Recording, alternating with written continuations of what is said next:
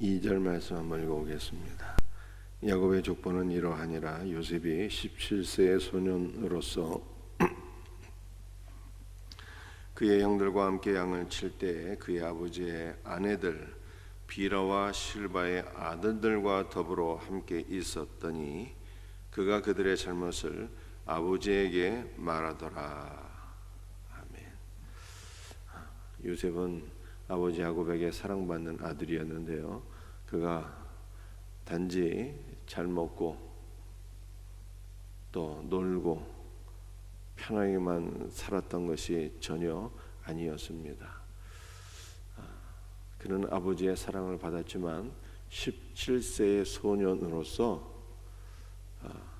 형들과 함께 양을 쳤다, 이렇게 말씀하고 있습니다. 여러분들, 우리가 광야에서 목자가 되어서 양을 친다는 것은요, 매우 위험한 일입니다. 힘들고 어려운 일이에요. 이게 얼마나 힘들고 어려운 일인지 광야로 가서 목자 체험을 한번 하면은 이게 얼마나 힘든 일인지를 여러분들이 아마 알 수 있을 것입니다. 요셉은 형들과 함께 양을 칠 때 어떻게 생활을 했을까요? 요셉이 형들이 잘못한 거 있으면은 아버지에게 다 고자질을 했기 때문에 형들이 놀고 먹고 엉뚱한 짓을 할 수가 없었을 거예요. 형들도 열심히 일했을 것입니다. 그런데 형들은 요셉을 미워했어요. 여러 가지 이유 때문에 미워했습니다. 그를 죽이고 싶을 정도로 미워했어요. 그래서 요셉이 막 양을 칠 때 놀고 먹고 땡땡이 치고 엉뚱한 짓 하게 되면야 가만두지 않았을 거예요. 그러니까 요셉도 형들 때문에 열심히 일하지 않을 수가 없었어요. 오히려 더 열심히 일했고 아마도 힘든 일은 더 많이 했을 것입니다. 그런데 이것이 요셉에게 복이 되었어요. 요셉이 미디안 상인에게 팔려서 애굽으로 가게 되었습니다. 종살이 옥살이를 13년 동안 하게 되었는데요, 아마도 요셉이 아버지의 사랑을 독차지하면서 그냥 편하게만 살았으면 애굽에서의 종살이 옥살이의 13년의 시간을 결단코 극복하지 못했을 거예요. 결단코 인내하지 못했을 것입니다. 그런데 아버지가 요셉을 형들과 함께 양치게 하면서 강 트레이닝을 시켰기 때문에 요셉이 그 힘들고 어려운 애굽에서의 삶을 능히 인내하고 승리하게 되었다라고 하는 것을 성경이 말씀하고 있는 것입니다. 아버지 야곱이 지혜로웠다는 것이죠. 그래서 사랑하는 자식일수록 어떻게 해야 된다? 강하게 훈련시켜야 된다라고 하는 것을 우리가 야곱과 요셉을 통해서 배우게 되는 것입니다. 3절 한번 읽어보겠습니다. 요셉은 노년에 얻은 아들이므로 이스라엘이 여러 아들들보다 그를 더 사랑함으로 그를 위하여 채색옷을 지었더니, 여러분들이 아버지 야곱이 요셉을 위하여 채색옷을 지었습니다. 그래서 이것 때문에 형들이 요셉을 또 많이 미워하게 되겠죠. 이 채색옷이라고 하는 것은 컬러풀한 옷이다, 얼룩달룩한 옷이다, 이러한 뜻인데요, 이 채색옷이라고 하는 단어는 영어 성경에서 이렇게 번역해서 온 것입니다. 근데 영어 성경에도 이 채색옷을 컬러풀한 옷으로 그렇게 번역을 했는데요, 이 영어 성경의 번역은 70인 역을 이렇게 인용한 거예요. 70인 역이라고 하는 것은 구약 성경이 히브리어로 되어 있는데 이 히브리어로 된 성경을 헬라어로 번역한 것이 70인 역입니다. 근데 이 70인 역에도 채색옷이 컬러풀한 옷으로 그렇게 되어 있어요. 그런데 문제는 70인역은 구약 성경 히브리어에서 이렇게 번역을 한 것인데요, 이 번역할 때 이게 잘못 번역이 된 거예요. 70인역이 잘못 번역이 돼갖고 영어 성경도 잘못된 것이고 한글 성경도 문제가 된 것입니다. 여러분들 히브리어 성경, 원어 성경에는요, 채색 옷, 이 컬러풀한 옷이다라고 하는 의미가 하나도 없어요. 전혀 없습니다. 이 채색 옷은 어떤 단어인가 하면은요, 파스 케토네트라고 하는 단어인데, 이 파스라고 하는, 히브리어 파스라고 하는 것은요, 이 손바닥, 발바닥이란 뜻이에요. 그러니까는 요셉이 입었던 옷이 손바닥까지 내려오는 긴 소매 옷이었다는 거예요. 긴 옷이었다는 거예요. 요셉이 입었던 옷이 발바닥까지 내려오는 긴 옷이었다는 뜻입니다. 컬러풀한 의미는 1도 없어요. 케토네트는 어떠한 단어인가 하면요, 하나님께서 범죄한 아담과 하와를 위하여 가죽옷을 지어 입히셨잖아요. 그 가죽옷은 어린 양의 죽음을 가리키는 것이고, 아담과 하와가 그리스도 예수로 옷 입게 되었다는 뜻입니다. 그러므로 범죄한 자들의 죄가 사해지고 그들이 다시 영원한 생명을 얻어서 에덴 동산으로 돌아오게 된다라고 하는 것을 하나님께서 가죽옷을 통해서 보여주셨고, 아담과 하와가 그 은혜를 받게 된 것입니다. 이 가죽옷이 아담과 하와가 입었던 가죽옷이 케토네트로 되어 있어요. 케토네트. 그러니까 요셉이 입었던 옷은 어떤 옷이었습니까?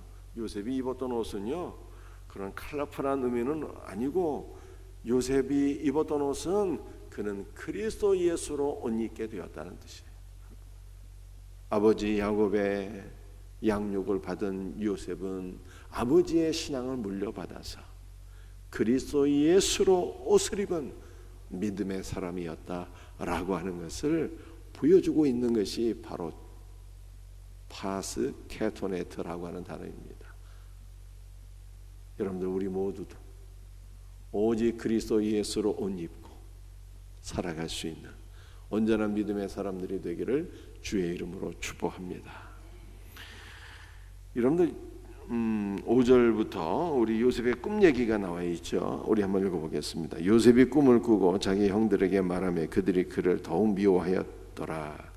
요셉이 그들에게 이르되 청하건대 내가 꾼 꿈을 들으시오.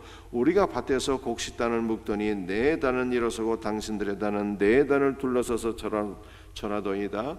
그의 형들이 그에게 이르되 내가 참으로 우리의 왕이 되겠느냐, 참으로 우리를 다스리게 되겠느냐 하고 그의 꿈과 그의 말로 말미암아 그를 더욱 미워하더니, 요셉이 다시 꿈을 꾸고 그의 형들에게 말하여 이르되 내가 또 꿈을 꾼즉 해와 달과 11별이 내게 절하더이다 하니라. 아멘.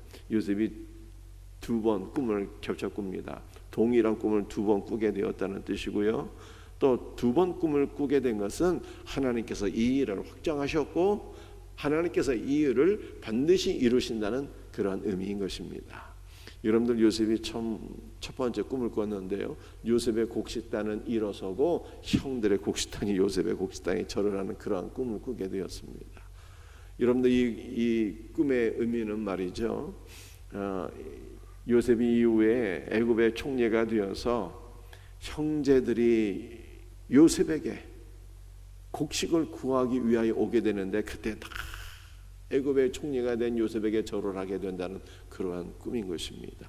1차적으로는 그러한 의미인데, 이 꿈의 진정한 의미는 다른 데 있으니 어떤 뜻이 되겠습니까? 예수님께서 이렇게 말씀하셨거든요. 너희가 성경에서 영생을 얻는 줄 생각하고 성경을 상고하거니와 모든 성경이 내게 대하여 증언하는 것이니라. 이렇게 말씀하셨어요. 그러니까 요셉의 꿈 얘기도 어떤 얘기가 되겠습니까? 예수님을 증언하는 것입니다. 여러분들, 오늘 본문 말씀 7절을 보게 되면 우리가 밭에서 곡식단을 묶더니 내 단은 일어서고 당신들의 단은 내 단을 둘러서서 절하더이다, 이렇게 말씀하고 있는데요, 내 단이 일어선다라고 하는 단어가요, 이 쿰이라고 하는 단어인데 일어서다, 부활을 의미하는 거예요. 그래서 예수님께서 회당장 야이로의 딸이 죽었는데 말씀이죠. 뭐라고 선포하셨습니까? 달리다 쿰 하셨거든요. 달리다는 소녀야라고 하는 뜻이고 쿰은 일어나라는 뜻이에요. 달리다 쿰 했을 때 그 소녀가 다시 부활하게 되는 역사가 일어나게 된 것입니다. 일어서다라고 하는 단어가 바로 부활을 의미하는 단어예요. 그러므로 요셉이 꿈은 예수 그리스도께서 부활하시고 부활하신 예수 그리스도께 모든 믿음의 사람들이 다 엎드려 절언하게 된다는, 경배를 드리게 된다는 그러한 꿈인 것입니다. 여러분들, 우리 이스라엘에는요 절기가 초실절이라고 하는 절기가 있어요. 초실절은 뭐 하는 절기인가 하면은 이스라엘은 두 가지 곡식을 재배하거든요. 밀과 보리를 재배하게 됩니다. 그런데 밀이 아니라 보리가 가나안 땅에서는요 먼저 익게 돼요. 먼저 추수를 하게 됩니다. 밀보다 보리 추수가 먼저예요. 그래서 이스라엘 전역에서 가장 먼저 추수한 보리의 첫 단을, 보리의 첫 열매를 성전에서 하나님께 감사의 제물로 드리는 절기가 바로 초실절이에요. 그런데 그 초실절이 언제인가 하면요 6월절 다음 날이에요. 여러분들, 우리 예수님께서 언제 죽으시고 언제 부활하셨습니까? 6월절에 하나님의 어린 양으로서 죽으셨고요. 그리고 우리 예수님은 6월절 다음 날에 부활하시게 되거든요. 6월절 다음 날이 안식일이고 안식일 다음 날이 예수님 부활하신 날이에요. 그래서 우리 예수님, 이 바울 사도가 이런 말을 하거든요. 우리 예수님은 부활의 첫 열매가 되셨다는 거예요. 부활의 첫 열매.